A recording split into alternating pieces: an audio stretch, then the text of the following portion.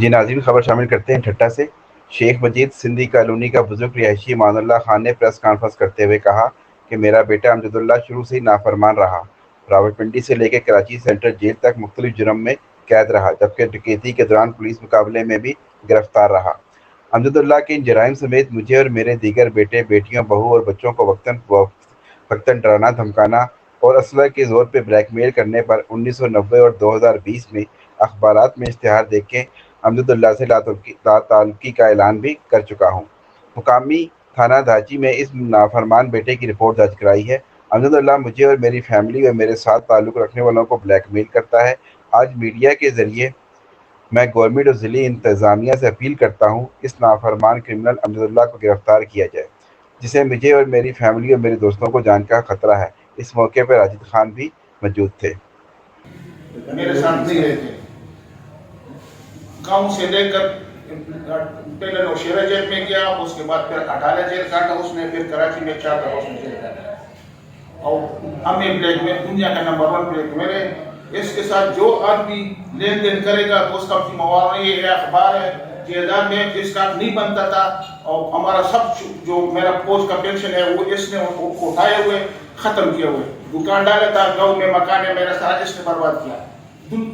एक लोग मेरे यार दोस्त को जो उसके साथ में बैठे उसकी वजह तो उससे पैसे ले जाते हैं अस्पताल में, वो मेरा नाम इस्तेमाल करे।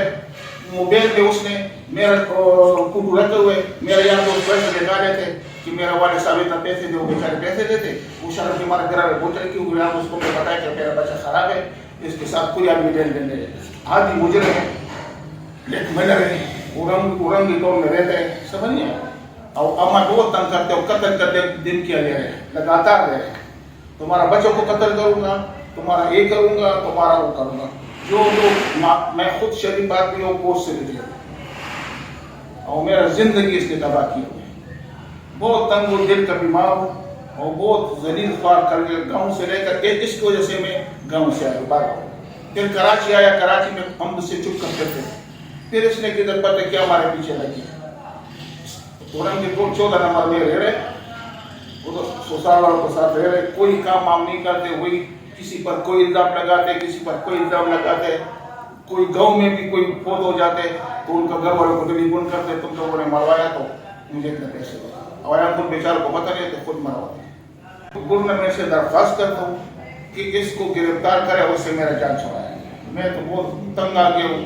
2 पैसे मैं काम नहीं करता हूँ, अभी घर में बैठे मेरे बच्चे तो मजदूरी करते, सब कुछ करते हैं। और बोलते हैं कि मुझे कितना पैसे दोगे, कभी मैं तुम्हारे पर ये केस बनाऊंगा, वो केस बनाऊंगा, ये केस बनाऊंगा, वो केस। हमें ड्रामा का कर देना। हम मेरे यार दोस्तों के साथ नहीं करते। अगर मेरे साथ कोई